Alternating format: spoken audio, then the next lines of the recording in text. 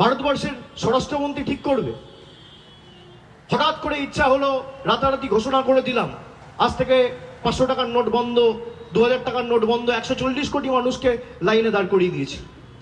10 বছর পরে আবার সেই নভেম্বর মাসে, সেটা হয়েছিল 8ই নভেম্বর, এটা হচ্ছে 4ই নভেম্বর, নোটবন্দি করে মানুষ এদের 303 থেকে 240-এ নেমেছে, আর এবার ভোটবন্দি করতে চেয়েছে মানুষ এটা 240 থেকে 100-তে নামাবে। আর আমি তো চ্যালেঞ্জ করেছিলাম, বিজেপি অ্যাকসেপ্ট করছে না কেন? তারা তো বলছে যে অনুপ্রবেশকারী চলে গেলে তৃণমূল নাকি হেরে যাবে।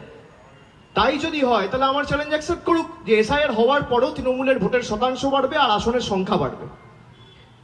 আর যদি না বাড়ে আপনারা যা শাস্তি দেবেন আমি মাথা পেতে নেব। আর যদি বাড়ে তাহলে আমি কোনো শাস্তি দেবো না। কান ধরে বাংলার 10 কোটি মানুষের কাছে ক্ষমা চেয়ে বাংলার যে 2 লক্ষ কোটি টাকা আপনারা আটকে রেখেছেন সেটা 1 সপ্তাহের মধ্যে আপনাদের ছাড়তে হবে। চ্যালেঞ্জ অ্যাকসেপ্ট করুন, কত ধানে কত চাল বোঝা যাবে।